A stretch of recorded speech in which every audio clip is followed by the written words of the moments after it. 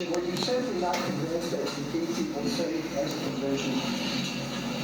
I just felt it was wrong, Steve, to have people going to what turned out to be a hot spot. Just felt it was wrong.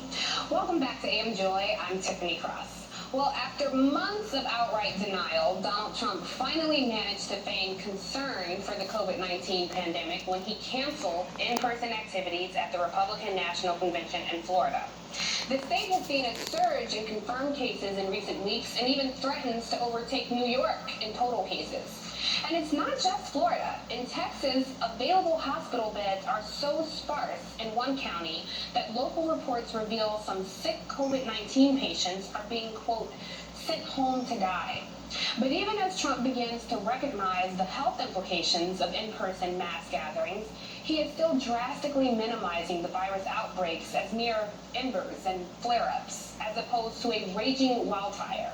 With more than 4 million cases and almost 150,000 fatalities nationwide, I ask, does this map look like a flare-up to you?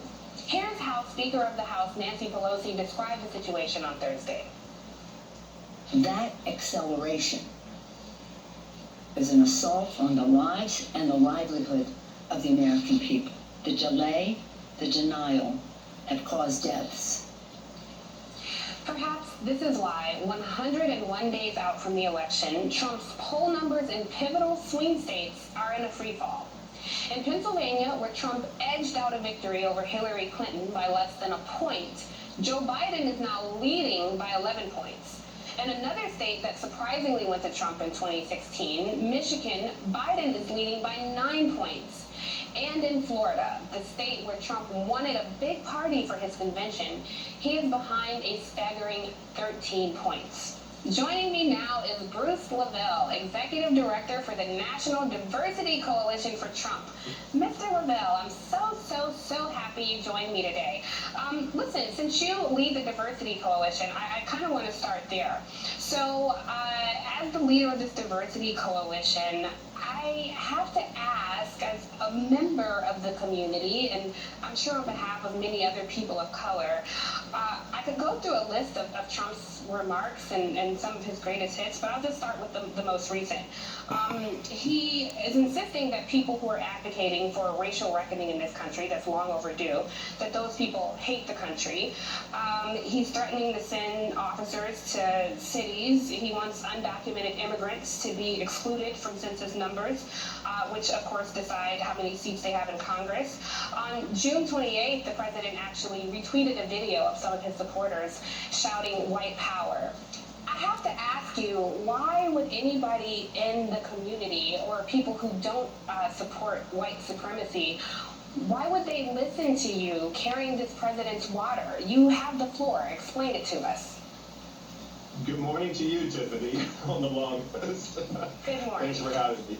Well, listen, a lot of chatter on Twitter, a lot of opinions floating around out there. To me, it's all noise. I look at numbers. We're numbers. The president, we came out of the lowest black unemployment in the history of the United States ever, recorded my lifetime in '72. The president's been key on funding HBCU colleges for up to 10 years, which, Tiffany, it's going to help your beautiful college here at Clark, where you attended, and many of my other friends who went to Morehouse and et cetera. So that's a great plus. And, this Step 1 Act, Tiffany, where he signed into law, and this, what Biden put into effect, which is authored the crime bill that Clinton signed that put a total mass incarceration towards our black men. Okay. And so he unraveled that. So, I think, respectfully, there's so much noise out there. At the end of the day, the president's record speaks for itself.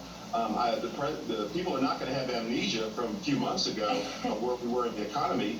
The fastest uptick in small black business owners in the last few years that I've seen. I'm a black business owner here for 28 years in Atlanta, and a lot of my friends who started their businesses in the Trump administration have great access to let me low interest rates. So, I think, respectfully, Tiffany, noise, numbers don't lie. Noise, coming from the president, though. Speaks for itself. Yeah, I agree. So let's get into the president's record. You said it speaks for itself. So let's start with unemployment, because this is a statistic he loves to tout. The African American unemployment rate right now reached 16.8% in May this year, the highest since March 2010. Now, I will acknowledge, prior to the corona crisis, there had been a consistent downward trend that actually began under President Barack Obama, which I'm sure you know. And Obama saw the rate decline from 12.6% to 7.5% during his terms in office from 2009 to 2017. So I just want to be clear on the facts there. And you're saying noise and that people won't have amnesia, but a lot of this noise is coming directly from the president. So I appreciate what you shared, but you didn't really address some of the things that the president himself has done. Look, a lot of people of color and a lot of American citizens are tuning into this program right now. This is your chance to make a sound argument on why they should listen to you and support a president who has failed on a lot of levels. I don't think that people will have a short-term memory. I know you credit him with the First Step Act. That was actually introduced in Congress by Congressman Hakeem Jeffries and Doug Collins, one of the Trump acolytes in Congress. And it's called the First Step Act because a second and third step needs to happen. We still have a very unforgiving criminal justice system, which this president seems to want to perpetuate by sending secret police snatching protesters off the street without probable cause. So again, why should people look at somebody who looks like our skin folk, but is carrying the message from somebody who's perpetuating a system of white supremacy? And I ask that with all sincerity, sir. I really am curious about how that happens. And I all sincerity say that's a lie. I know the president. How? How is it a lie? He doesn't condone that. He doesn't condone what? The list of items try to go over. Listen, you can't. Barack Obama is not the president. When Barack Obama, he had 8 years with Joe Biden to do something about our mass incarceration. So let me just say, let me just quickly answer and just say, let me just say really quickly, when you do this, because I want to make sure, before you answer, I just want to say, when you deflect to Joe Biden and Obama, it sounds like you don't want to address the record of the president who's in house right now. Barack Obama, you brought him up. Yeah, just to fact check your unemployment numbers. And when you deflect to that, I think our viewers think you don't want to answer the question. So if you could just answer the question about the president you're here to advocate for. As bad as it hurts the left that the president has great accomplishments helping the black community, opportunity zones, I can count several black businesses that benefited on the opportunity zones that are doing partnerships, building restaurants, building retail shops here in the opportunity zones that the president signed into order that helps underserved communities of hundreds of billions of dollars coming into these underserved communities, Tiffany. So, I think a lot of these underserved communities are concerned, though, about children in cages, and they're concerned about secret police snatching protesters. They're concerned about a president who retweets white power videos. So, again, can you just address your president's record on racism, on the racist rhetoric and policies that he's instituted in this administration? People of color are watching right now. We're in a moment of racial reckoning. He said these people who hate the country. You lead a diversity coalition, but you're here repeating GOP talking points. Talk to me. Talk to the community. And they're facts. And for the record, Barack Obama, he started the Well, we're back on Obama, and I really want you to talk about Trump. So if you can, then stop bringing up Obama, then we won't have to keep addressing it, Tiffany. We want to talk about Trump. Let's talk about Trump. We'll talk about Obama. Let's talk about Obama. But you're not going to sit up here on national TV and go down the list and don't give me an opportunity to address these issues, Tiff. So let's keep it real here. Okay, let's by all means, let's keep it real. So if you could, let me ask you this, because you lead this diversity coalition, and I found in my career there are a lot of people who lead diversity initiatives, and some people find that role to be, you advocate for your candidate within these communities. I'm curious, do you ever advocate on behalf of black and brown communities with this president? And if so, what does that look like, and what are you advocating for?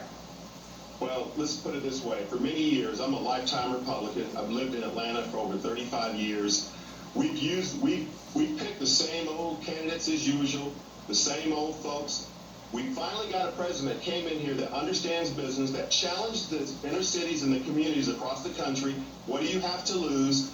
He put the money where the mouth was in terms of hundreds of billions of dollars in these underserved communities. He went directly after the HBCUs and funded them for over 10 years. He went right after us being oil dependency, where we're #1 oil producers in the world, where a lot of our black engineers that come out of Morehouse and our great HBCUs work in these oil companies that created even more jobs in the engineering and science department.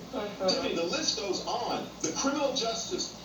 Biden has yet to apologize. Well, we're not talking about Biden. I really want you, and trust me, I will ask the Biden representative all these questions about Biden. Yeah, again, trust me, when we have a Biden representative on, I'd be happy to talk all about Biden. But right here, you're here to represent Trump. So let me ask you this, because this is something I think is really important. We had Malcolm Nance on earlier, and it's been confirmed that Russia is definitely trying to impact our elections. In 2016, yeah, here we go. Let's stick with some facts. Keep it real, as you say. So in 2016, Trump's campaign tactics mirrored that of the Russians. And somebody from your own the Trump campaign said they told a Bloomberg reporter in 2016 that they had 3 major voter suppression operations underway, including one aimed at depressing the black voter turnout. How concerned are you that Trump might be using you to carry out this voter suppression by making this feigned appeal to reach voters of color? And what exactly does that outreach look like? I'm in the community and I haven't really seen a lot of it. I happen to know a lot about voter suppression, Tiffany. I'm glad You're in Georgia, where Brian Kemp is a very active proponent of it. Voter suppression is when people who look like me look at another side of the aisle and vote Republican or something that has nothing to do with the Democrat Party. Okay, and they Bruce, come on. Now we know what I'm talking about when I think voter suppression. That's voter suppression. You want to keep it real, my brother? Let's talk about real voter suppression. Let's not do that. I'm talking about GOP-led voter suppression, and I can give you numerous examples if you like, but I'm giving you an opportunity to say how this president, who has his own campaign officials, have admitted that they had a voter suppression operation to suppress black voters.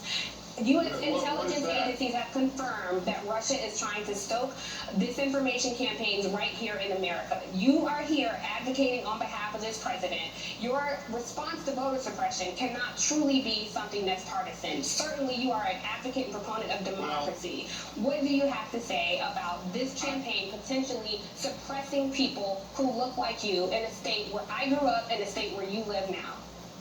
Suppressing, I just went down the list and proved that suppressing that we had the lowest black unemployment in my lifetime. What does that have to do with voter suppression? We funded our HBCU. I don't get where this is going, but let's look. But all seriousness, the Russians have no business in the Democrat Party, the Republican, any of our republic. The Chinese, any of us, they have no business whatsoever. Agreed. Does your president feel the same way, do you think? The reason why President Trump is going to win again is because of his record and where we are going in the future with this great nation. Now, I know that everyone's nervous because we're trending getting more black men vote on board that are following this president's great initiatives that we're going into 2020. And we're getting an all-out assault with all these conspiracy theories. We've thrown Russia. We've thrown the voter suppression. We're throwing everything we can at the wall to make it stick. Yeah. Tiffany, it won't work. All right. I think if you're fact averse, you probably believe that. But let me switch gears because something very serious, and that's 146,000 dead Americans. Donald Trump has said this virus is just going to disappear in hot weather. He initially called it a hoax. His administration has gone out of their way to discredit Dr. Fauci. In fact, Sinclair Broadcast Group, the very conservative group buying up a lot of local television stations, are set to air a conspiracy theory over the weekend that suggests Dr. Fauci invented the virus. Given that this kind of rhetoric is coming from your side of the aisle, and given that this virus disproportionately impacts people who look like you and me, how do you feel about the president's response, and what can he do better? Keeping in mind that a lot of people who have been impacted by this virus are watching right now. So I would just remind you to be sensitive about people who have lost family, who are the survivors of the 146,000 Americans who have died. Well, you know, I caution you to be sensitive on how you're delivering the message, Tiffany. Let's be fair across the board. Number one, we have 51 million. I'm just relaying facts, sir, but please. Well, I'm relaying facts too. We've tested 51 million people. There's 328 million American citizens in the United States. We're number one in the world in testing. We have a vaccine around the corner that's probably due around December.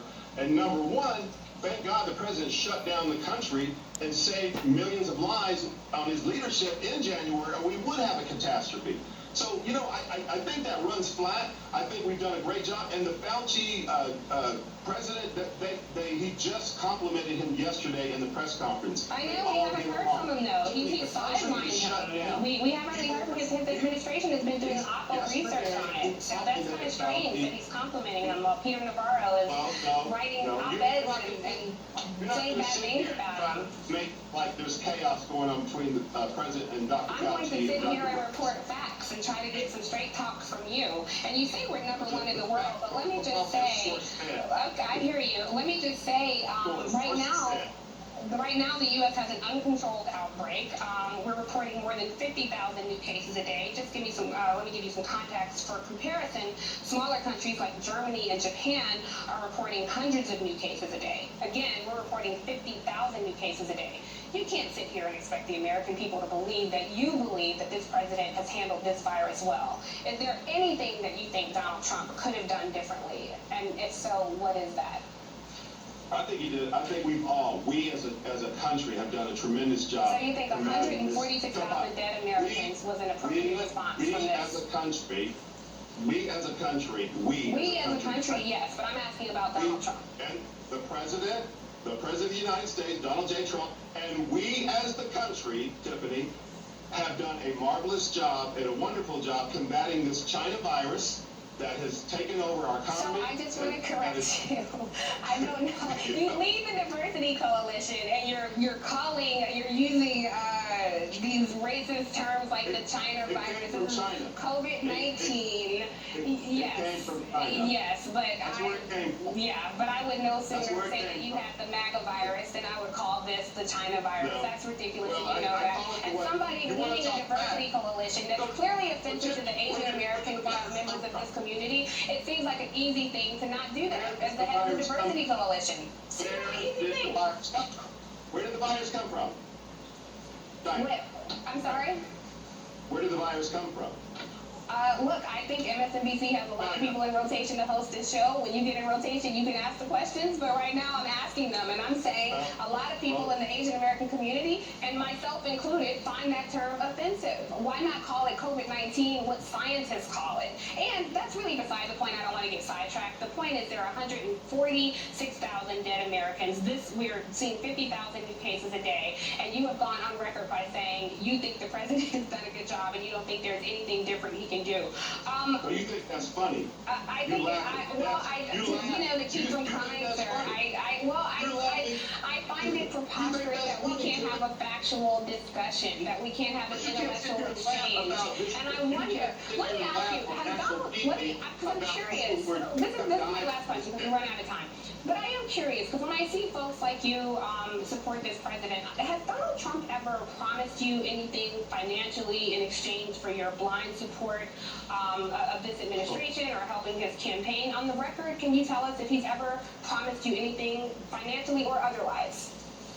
No, and I've known him since 2015. I know what he has promised. He promised that he wanted to get the black unemployment low, get it down. He wanted to create jobs. He wanted to bring back and resurrect generational wealth in black communities where people like me who own our own business. The black unemployment rate, as I mentioned, was 16.8%. So how's that going so far? I'm trying to answer the question. Sorry, please go ahead. He wanted to resurrect black generational wealth, create more jobs, more business owners like me, 30.6 million small businesses in the country. We represent 42% of the GDP. I just said earlier in the segment, we have the fastest rate of minority-owned businesses growing in this administration in the history of the United States. We own the retail commodities. We build the retail commodities. That's what the opportunity zones are for. That's why the Step 1 Act, to get our black men back out with their wives, to get back to their families. The first step back. Interesting thing, black women are actually the #1 business owners when it comes to communities of color. What does his outreach to black women look like, or does that exist? Or does the Diversity Coalition have any outreach plans to the black communities as it relates to black women? I think the president needs to keep doing what they're doing, and the records don't lie, and the numbers don't lie. And the numbers don't lie. 146,000 dead Americans and 16.8% unemployment rate among black people. Had we not been interrupted with the COVID-19 China virus, we would probably be at a 1.5% low unemployment. We would have even more growth of black business. So, listen, watch the third quarter GDP. We'll get out of this. We're going to be stronger. We're going to be better. We're going to see more and more people like me who own and build businesses. And it's going to be under this administration. It won't be under the Joe Biden administration, that's for sure. Yeah, well, Bruce, look, I'll say I'm happy you came on. I think what you said has certainly been telling for the American people and certainly for the voters watching you right now. So I do appreciate your time, sir. Thank you so much for joining me. Unfortunately, we're out of time. More AM.